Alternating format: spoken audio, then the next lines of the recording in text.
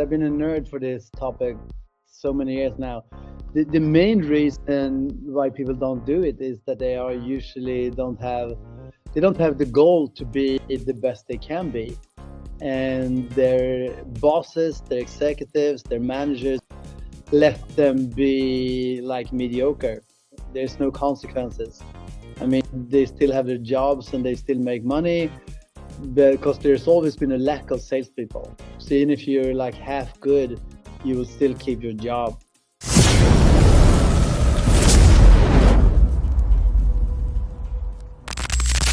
Great, Mikael, to have you here today. Really appreciate it. Well, thank you for having me. So, I would like a little introduction for those who don't know you, who you are, and a bit of your journey. Well, I've been running my own companies the last 35, 40 years now, and at the most I had about 300 sales reps at the same time, with offices in Sweden, London, some other countries. And I've been a nerd, a geek with the reason why people sell and why people don't sell, and mostly why people don't do what they actually know that they should do. So mindset, and why people are doing like 10% of what they could do is, it's been You like procrastination? sorry. Why people procrastinate or like push Yeah, people? procrastinate, but they don't do it at all. I mean, everybody knows that you sell more if you study more, and people still don't study.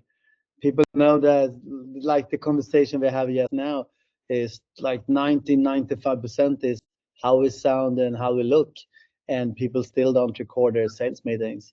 It's a really low level, and as I said, I've been a nerd, I've been a geek in these topics the last 35 years, and my my start in life, I was brought up in the poorest part of Sweden, and I wasn't good in school. I didn't have any goals. I was really afraid of talking in front of people in the class and stuff like that. And today I'm talking all over the world and running my companies, and it's only because I stumbled into sales in the very early beginning. So To validate that, Mikael, and to tell you something that I think I've told you before. I'm not sure if you remember it, but I actually went to one of your seminars on SBU. I remember you being friends with Uffe from the world class, if I'm not oh yeah, long time ago. that. You used to train his reps, right? And I was a rep there for a while, and I remember very strongly coming to your seminar there and listening to like motivational speak and how we're gonna handle objections and stuff like that. And that's like 17 years ago. That's a long time ago. Been around a long time, yeah. Yeah. Yeah, I traveled with, I mean, he had gym health clubs all over the world, and I was training the reps in all of Europe. Yeah, I can imagine that being a fun case. He was kind of like the first kind of franchise Yeah, he was crazy. like that, and He still is, but he was a true entrepreneur. very interesting journey that one. Yeah. So on that topic, training sales professional and the things that we see that they don't do. You know, what do you have any advice that you take away from that you could? Oh yeah. As I said, I've been a nerd for this topic so many years now. The main reason why people don't do it is that they are usually don't have the goal to be the best they can be, and their bosses, their executives, their managers let them be like mediocre. There's no consequences. I mean, they still have their jobs and they still make money, because there's always been a lack of salespeople. So even if you're like half good, you will still keep your job. And it's a bit different all around the world, but salespeople, great salespeople, really good salespeople, I mean, they can choose wherever they want to go. I mean, there's like a big bag of gold, and the managers are happy if they get one of them. But there are so few, and the major mistake that managers do is that they let people be mediocre and still be at the office, still work there. And we know that like 100% of successful salespeople are goal orientated, but there's like 1, 2, 3% of the population who is. So we need to train our people on how to set goals and not give them the goals, because that's the major reason why people don't reach them. So we need to train them how to do it. And I do it with my people. I've been doing it like for like 30 years now. First day at the job, when they start working for me, the first 4 hours. The first hour is go around and say the kitchen is there, coffee is there. Second hour, third hour, fourth hour, then I teach them how to set goals.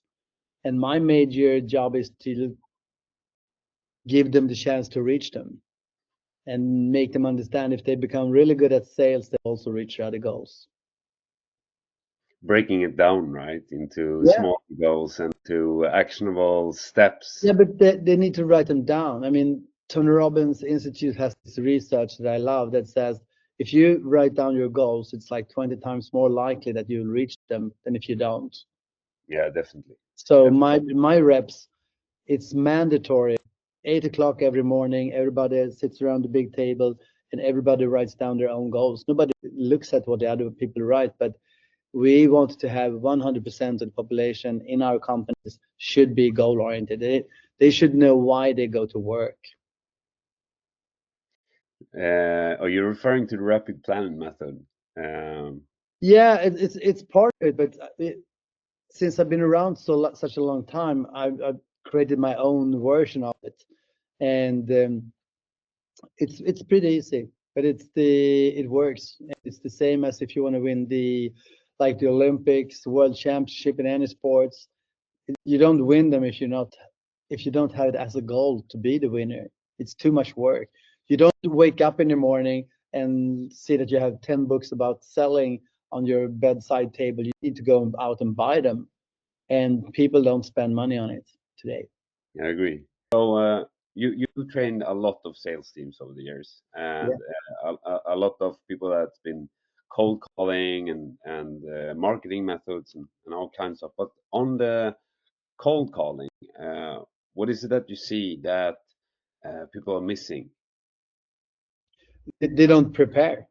I mean, you can prepare every single word. And the thing is, when you cold call, you usually cold call to get a meeting, to get a demo today. And not it's not as common as it used to be that you actually sell on the first call.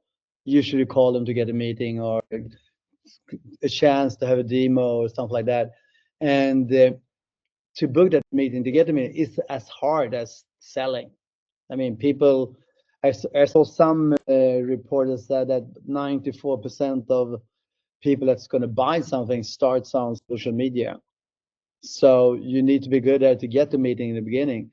But if you get the meeting and people, when they cold call to get a meeting, they usually don't sell the meeting. They try to sell the service, the product, and not the benefits of being at that meeting. So it's a second sale when you come to the meeting. First of all, you need to sell me to spend an hour with you. I mean, I have so much to do. So if I'm going to spend an hour with you, I need to gain something, even if I don't buy from you. Otherwise, I can spend the time calling my own company, or calling my own customers and stuff like that. Because It's you always do that thinking as a successful entrepreneur as yourself, Mikael, like you need to be very good with your time, right? So yeah. I you mean, spend it anywhere where you don't see you creating value. That wouldn't make sense. it has to do with respect. I respect your time. So if you're going to spend time with me, that I know if you have money, you have a lot to do. So if you're going to spend time with me, you should gain something, even if you don't buy from me. Otherwise, you can do something smarter. Yeah, yeah, I totally agree. It's all So, about respect, actually. would you tell us a little bit more about what your company is doing today? The company I'm running today is actually about 5 years old. It started when COVID closed down Sweden. I sold the company 2 days before, a small company, and thought that I had like 6 months with seminars and speaking engagements, and after 2 days, everything was gone. So we started out a training company for sales executives, sales managers, and sales reps. And 2 years later, we started out a recruiting company that specializes in salespeople, sales executives, sales managers, because all our customers has this big need of great salespeople, and it's really, really hard to find them today. And I have a lot of people following me on social media and so on. So just in Sweden, it's like 100,000, and it's a lot of people, and they all want to study sales. So I have the network. So that's the reason we started that company, and we're going international this autumn.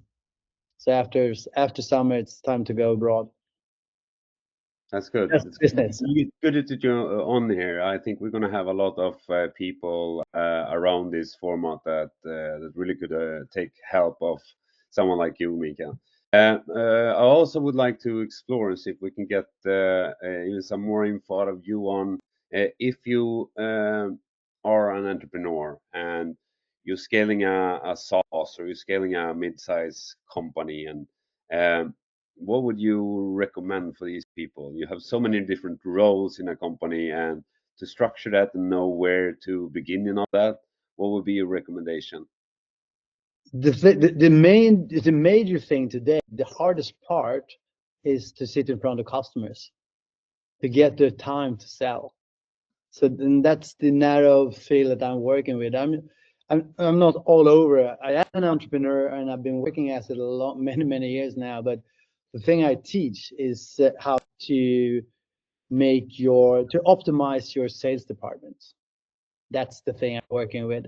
And there's a lot of other things that you need to do, but you need to have the right people and so on, recruit the right people. But I'm only working with everything that has to do with sales. And the major thing there is that you need to be really, really good at getting the meetings today. And you can make with AI and so on. There's a lot of different ways to do it today with seminars and webinars, and even if that's gone pretty much down, it's the so you need to optimize your sales force. You need to train them, you need to educate them, you need to analyze them. And this is day-to-day work. It's not like once a week, once a month. This is an everyday job. And most people that you compete with, they don't do it at all.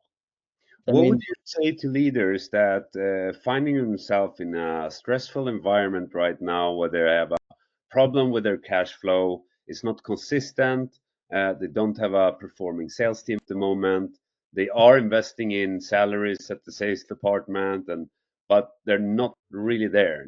They're not cutting it, and they can't rely on their agencies to bring leads. Well, what would be your take on that? what you need to do, you need to be good at marketing.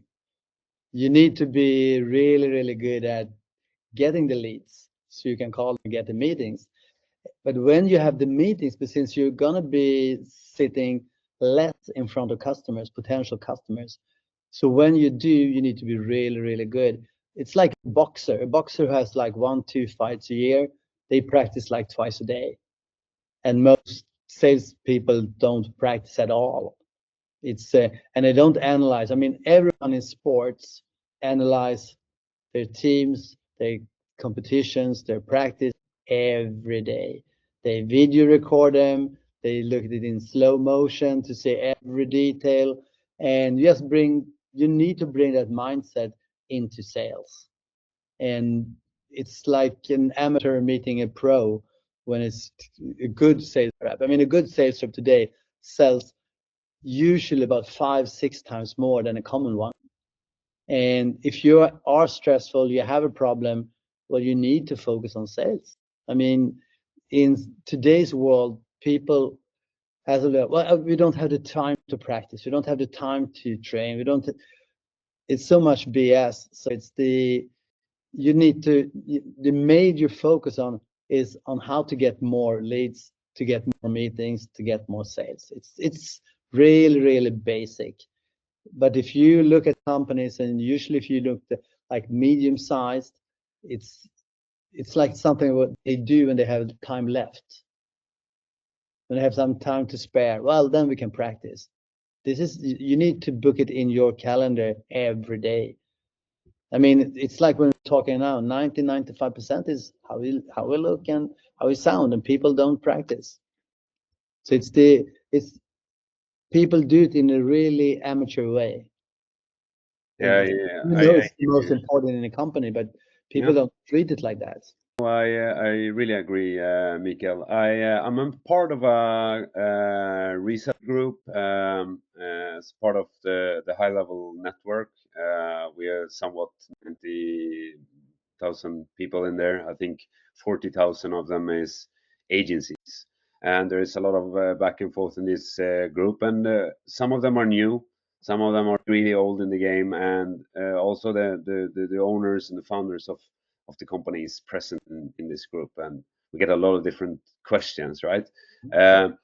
Today, someone named Bonnie writes, when will I stop sucking at doing demos and sales calls, right? And I got tagged in that question. I made an answer, but I would like to hear your answer to Bonnie as well. Like, if you could say something to this individual, what would you say? What is like, it's because they don't practice enough and they don't analyze as much and they don't study as much as they should do. There are three big things that you need to do on a daily basis. And Harvard has this old study that says if you study sales for 30 minutes every day, you will increase your sales, you will double your sales within 6 months.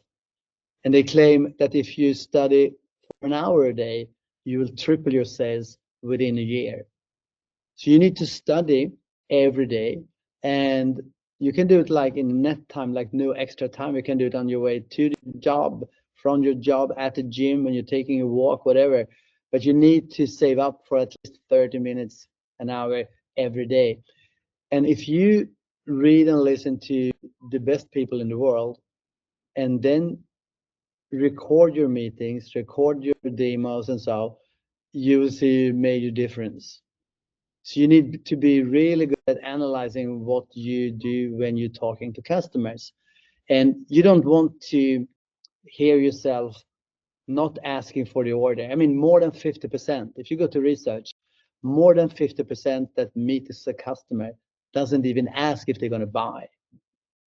That's what I remember from your I mean, it's crazy. And session. if you increase your amount of questions from like 6, 7 to 12, 13, you will double your sales. And every word that you speak when you meet a customer is something that you can prepare in advance, but people are too lazy. And if you hear yourself, the insight, that's the reason why you need to listen to yourself every day. The insight you get when you hear yourself not doing what you should do is like get a fist in your face. And if you get that one every day, you don't want it after a while. So if your subconscious is like 60, 70,000 times stronger than your conscious mind. So everything that you do goes from your subconscious, and you want to do subconsciously everything in a correct way. You don't need to, if you're speaking to a customer, you don't need to, well, what am I going to say next? You just say something, and the thing that you say would be the best because you've practiced so many times. But if you don't practice, you need to think about it, and it doesn't come out as good as it should be. Your subconscious don't works for you. It usually works against you. You do a lot of stuff that's not good for you. I mean, one of the most crazy ones is people that smokes. I mean, it says on the package, you're going to die 15 years earlier. And people look at it and they see people who dies. They need people. It's crazy.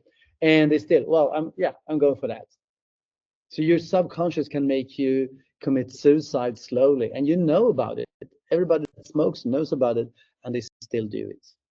Not reading about sales, not analyzing is a small part if you compare it. So if you write down your goals every day, you do as the sports people, you visualize it, and what you do is that you're reprogramming your subconscious to work for you. Yeah. So when you go to like a bookshop or you're out scrolling, instead of looking at people at fights or undresses or whatever, you're gonna look at people that starts helping you how to sell more, and you're gonna look for. Bonnie gonna get confident and not feel like I suck at demos if we go down to training and consistency and practice, right? The thing is that if Bonnie starts every morning with visualizing the best top demo that could ever be made 3-4 times, the subconscious will take it as it has happened for real. So instead, you notice when you have sold, Christian, when you have sold somebody like 3 or 4 people in a row, like you have the flow, you're the best, and Yeah. the fifth one you call, it doesn't matter what he or she says, they're gonna buy. Yeah, because you're on So that you, frequent and you just smashing it. So there's yeah. nothing stopping you, you know?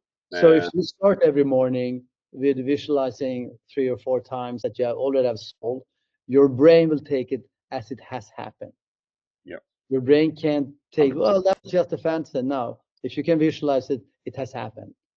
So you can start every day with a great confidence. You have the flow if you just want to spend 30, 40 minutes to do it. But yeah, most people don't have the time or they won't make the sacrifice because they don't even have a goal as a written down goal that they want to make the best demo ever. It starts with what goals do you have? What standard did you choose to be as a sales rep? Do you want to be like world class, best in your country, best in your city, best at the office? And when you go all over the world, it's like between 1 to 3% who set goals. 97 doesn't even know why they go to work. yeah. So That's scary kind of number. crazy. So it's pretty easy to become, if I can do this, because I was, as I said, I wasn't any good in school. I was brought up in the poorest part. My dad died early. I was shit afraid of speaking in front of people. I had no talent at all. If I can do it, I mean, everybody can do it. I remember being at your session at the cinema. That particular thing that you need to ask for the deal, you know, was a big thing for me being 17 and just like experience on how I'm gonna sell, you know, and it's been with me since, Mikael. So it's nostalgic to hear it again coming from you. But Um, usually you don't hear so much new stuff. That's the problem with salespeople. There's something called the law of familiarity, which means if you hear something that you've heard before, you stop listening because you think you know it just because you heard it. And the only thing it says is that you heard it. And you heard about like seminar junkies and stuff like that. They go to every program around the world and they are still mediocre because they go there but they don't do anything. So you need to understand that even if you read all the books in the world, it doesn't matter if you don't use it. So you need to analyze what you're doing. And if you take it to sports, it's really interesting because if you go today like the NBA, the NHL, the Major League Baseball, the ice hockey, whatever, today they want to analyze the game when the game is on. They can't wait to the breaks. They can't wait to the afterwards. They do it during the game because they want the information as close as possible to when the actual game is. Because time and insight, so they can change the game, makes it a bigger chance to win. And usually, when you speak to somebody that's in sales, what's that? Do you record your sales meetings, your sales calls? Do you analyze them? And even if you do you do it every day? And even if you do it every day, are you good at it? So and most people don't even do it. yeah, They usually say, well, I don't like to listen to my voice. Oh, it doesn't sound great. It's like, it's crazy. what's your relation to AI in the sales process? Mhm. What do you see? I went to I had an office in Sweden, and I have an office in Marbella in Spain. And I was at a seminar. There was a guy from a big company, AI company, that was on holiday, but they hijacked him for a seminar for like 2-3 hours. And I wasn't afraid of AI before that, but after that, I was kind of, it's so fast now, so fast. And so far, when I use it to save time the most. And so I do what I'm usually doing, but it saves me so much time. And the thing that we do more and more automatic so far, it's gaining leads. So it gets me more in front of customers. So we can attract email addresses, phone numbers, stuff like that in such a much better way. And then you can do all your funnels and all that to everything has to, You're segmenting, you're following up on everything in a very structured manner, right? everything has to do with get more time in front of customer money. Yeah. I don't sell with AI, but everything till so I can get a meeting. So I can have, then you can do all the funnels and sell with it as well. But if I don't, the automatic sales, the like seminar tickets or stuff like that, or books and so on. But if I want to sell my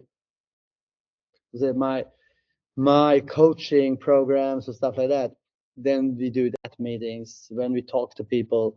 And so for me, AI makes it so much easier, so much faster. I mean, I can sell, when I had like 200 sales reps, I can sell as much with 20 today. And that leaves a lot more money on the bottom line.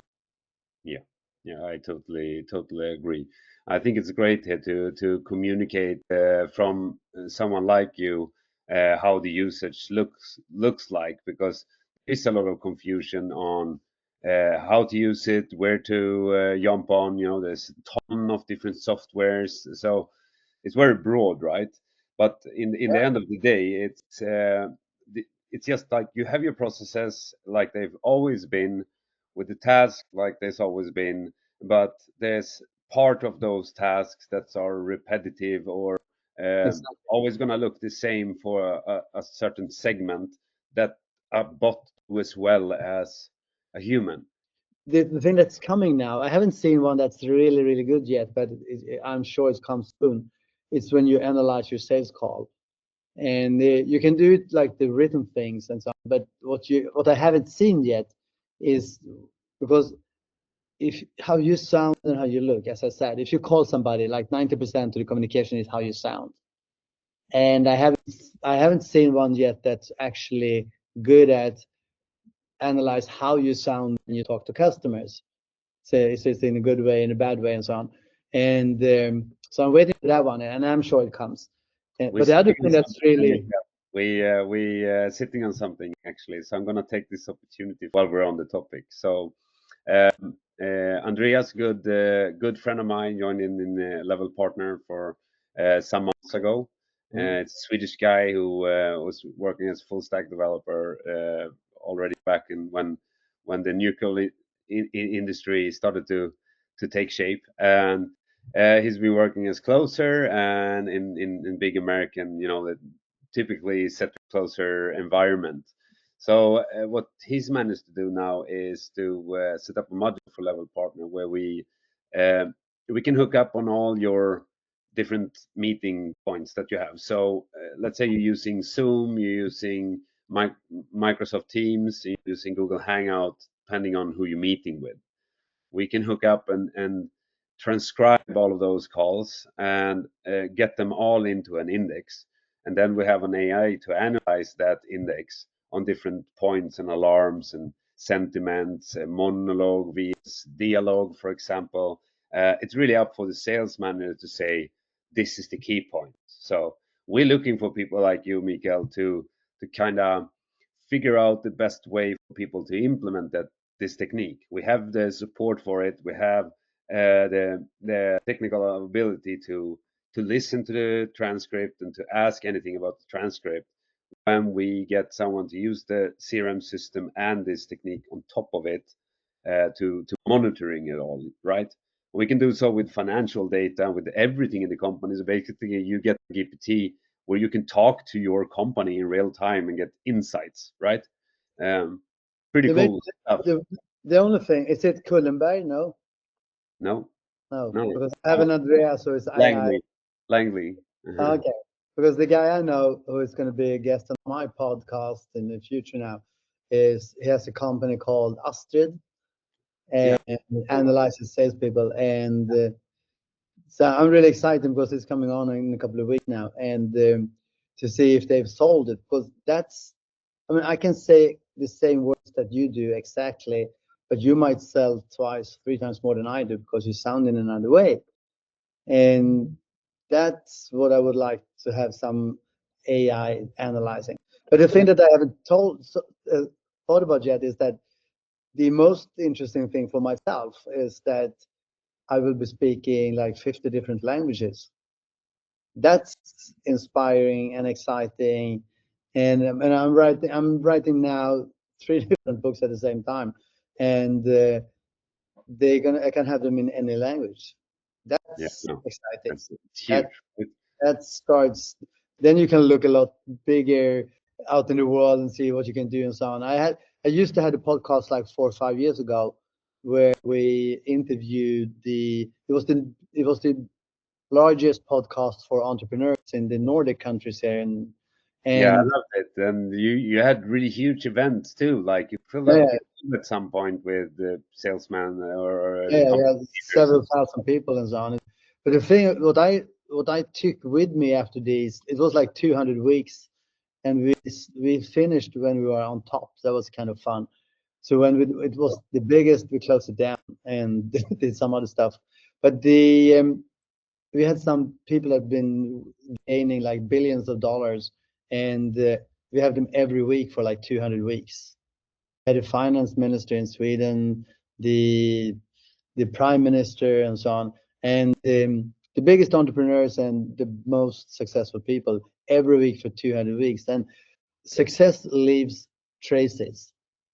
So when you meet these people every week, week after week, you realize that they have a lot of common and in common. And the thing that I brought with me the most is that they set larger goals. They have so much bigger goals. If I feel, well, I'm going to do good in Sweden, then I might go to Norway, like the closest countries, cities first. They were like, well, we start Sweden, London, New York, Singapore, Sydney, and we do it at the same time. They are so much faster, so much bigger. So and that's what we've been working with so much during the years, that we competing with people at companies that have like 1 to 3% goal-oriented people, with companies that we have had that had where everybody does it. It's like 100% has a goal to be the best. And if you are, as you asked before, struggling, it's kind of hard. Well, you need to decide how good you're going to be. What's your standard all over, and the people that you have as well. Not only what you're already good at, right? No, no, that's the you need to. If you analyze, you know what people are good at. You need to be good at analyzing, and you need to study more. You can cheat in sales. I mean, you can have more salespeople. That's what my big thing. My competitors had two. I had 22. Like, and we studied more. We bought more programs. We trained people so much more than everybody else. But when they looked upon us, if we were good or not good, it doesn't show when you see the figures. If you gain more money, if you earn more money, people don't say, well, you come to work 2 hours early, so that's cheating. No, they just look at the money. So the main thing is to have more sales force, and it doesn't actually mean more people every time. You can do it in several different ways today, but Definitely. you will always need to study and analyze. It'd be nice to dive down deeper on those topics with you, Mikael. It was really a pleasure to have you on. I appreciate Thanks for you having me. taking the time, spending the time with me. Hope we can get you on here again. Thanks for having me as